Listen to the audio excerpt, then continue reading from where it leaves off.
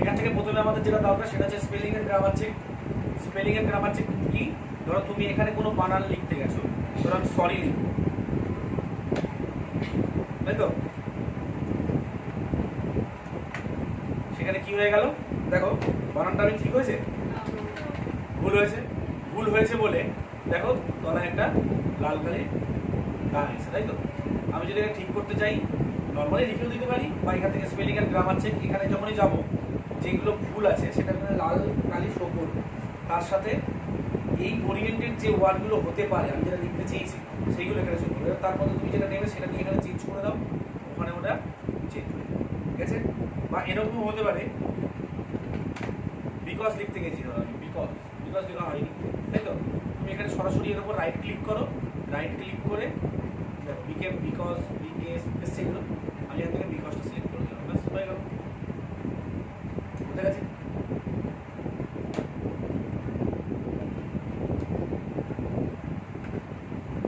এরপরে যেটা আমাদের লাগবে সেটা হচ্ছে ওয়ার্ড কাউন্ট।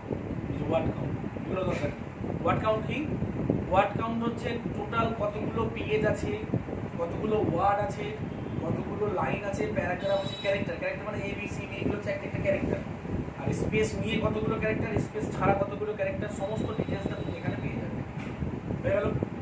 এই হচ্ছে আমাদের ওয়ার্ড কাউন্ট। এরপরে এখানে রয়েছে নিউ কমেন্ট। কমেন্টটা কি?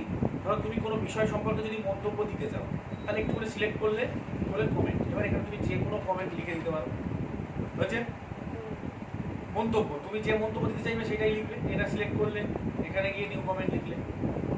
এবার কমেন্টের এখানে তিনটে অপশান আছে, ডিলিট, প্রিভিয়াস, নেক্সট। নেক্সট করলে আগেরটা, প্রিভিয়াস করলে পিছিয়ে আসবে, পরেরটাই চল মানে তার আগেরটা চলে যাবে, পরেরটা আর আগেরটা। এবার তুমি ডিলিটও করে দিতে পারো, হয়েছে?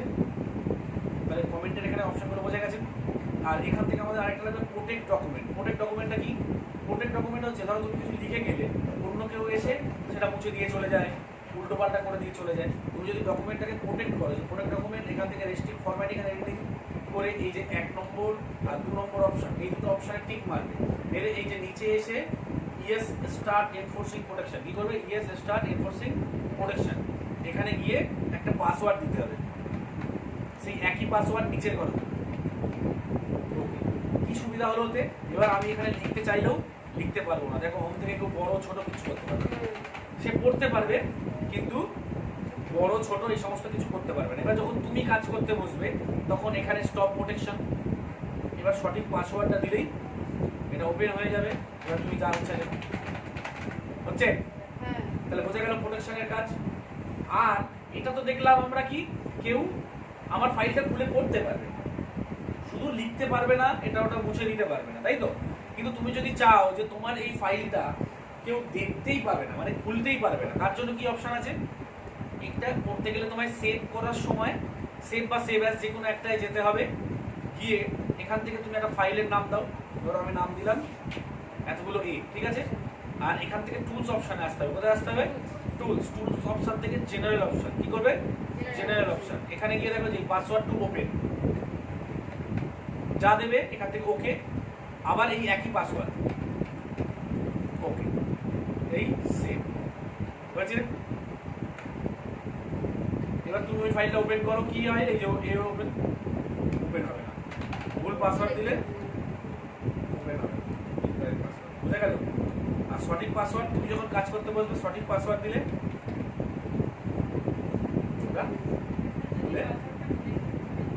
কিছু করার নেই। এরপরে আসছি ভিউ। ভিউর এখান থেকে মেইনলি যে কোশ্চেনটা আসে সেটা হচ্ছে ভিউ ক রকমের এবং কি কি। মেইনলি ক রকমের ভিউ হচ্ছে, ওয়ার্ডে ভিউ হচ্ছে 5 রকমের, মাথায় রাখবে। কি? Print layout, full screen, web layout, outline, draft. আমরা ব্যবহার করি প্রিন্ট লেআউট, বাস এইটুকু জানলেই হয়ে যায়, আর কিছু দরকার নেই। ওয়েব লেআউট মানে কি? যখন ওয়েব মানে ইমেল করবে তখন তোমাকে এই ওয়েব লেআউটে কাজ করতে হবে। আর আমরা যখন প্রিন্ট নেবো, আমরা ডকুমেন্ট যা কাজ করি প্রিন্ট নেওয়ার জন্য, সেই জন্য আমরা প্রিন্ট লেআউটেই কাজ করবো। ফুল স্ক্রিন ভিউ মানে পুরো স্ক্রিন জুড়ে শুধু এই দেখা যাবে, এই সমস্তগুলো আছে, একটু দেখে নেবে। রুলার, রুলারটা কি? স্কেলটা শো করছে, দেখতে পাচ্ছ এই যে স্কেলটা। আবার আমি যখন এটা বন্ধ করে দেবো শো করবে না। গ্রিড লাইন, এটা ছক, এটা কি কোন ডকুমেন্টটা কতটা ঠিক কতটা দূরে পড়ছে একদম স্কেল অনুযায়ী সেটা তুমি মানে একদম সোজা করবে না ওয়েবসাইট, সেগুলো করতে পারবে। আবার ক্লিক করলে চলে যাবে। আর থাম্বনেল অপশন আছে। থাম্বনেলটা কি, এখান থেকে পৃষ্ঠাটা বাঁ দিকে শো করে, ঠিক আছে, এখান থেকে ছোট করে। তুমি এখান থেকে 3 ক্লিক করলে 3 নম্বর পেজে চলে গেলে, 31 ক্লিক করলে 31 নম্বর পেজে চলে গেল তোমার কার্সরটা। এই সুবিধাগুলো হয়। তারপরে আসছে জুম। জুম আমি আগেই দেখিয়েছিলাম, আরো একবার বলছি, জুম ম্যাক্সিমাম কত পার্সেন্ট করা যায়? হ্যাঁ, কত পার্সেন্ট করা যায়? ওয়ার্ডের ক্ষেত্রে ম্যাক্সিমাম জুম করা যায় 500%, আর মিনিমাম হচ্ছে 10%। আমি দেখাইনি, এই যে এখান থেকে দেখাইনি, এইভাবে 500% আর মিনিমাম 10%। খুব ভালো রকম ভাবে দেখিয়েছিলাম, আমার মনে আছে। তোমরা ভুলে যাও, কি আর করা যাবে, এটা আমার কপাল খারাপ। 100% মানে নর্মাল দেখতে পাবে। 1 পেজ মানে একবারে টোটালটা একটা পেজ। 2 পেজ মানে দুটো পেজ একবারে দেখতে পারবে। পেজ উইথ মানে স্ক্রিন যত বড় চওড়া, পেজের উইথটাও তত চওড়া হয়ে যাবে। এইটা গেল আমার টোটাল ভিউ জুমের কাজ। আর লাস্ট কাজ ওয়ার্ডের, সেটা হচ্ছে ম্যাক্রো। এর আগে আমরা শিখেছি ওয়ার্ড কপি করা, মানে টেক্সট কপি করা, পিকচার কপি করা, সমস্ত কাজটা শিখেছি। এখানে আমরা শিখবো টোটাল কাজটা কি। তুমি যে স্টেপ বাই স্টেপ যে কাজ করছো, সেই স্টেপ বাই স্টেপ কাজটাকেও কপি করা যায় কিভাবে। যে ম্যাক্রোতে গিয়ে রেকর্ড ম্যাক্রো গিয়ে একটা ম্যাক্রো নেম দিতে হয়। ধরো একটা ম্যাক্রো 15 আছে, থাক আমি এখান থেকে করে দিলাম ওকে। সঙ্গে সঙ্গে দেখো মাউস পয়েন্টারের সাথে একটা রেকর্ডিং সাইন চলে আসছে না, তাই তো? এবার এখানে এসে আমি যা লিখবো, ধরো আমি কিছু লিখলাম,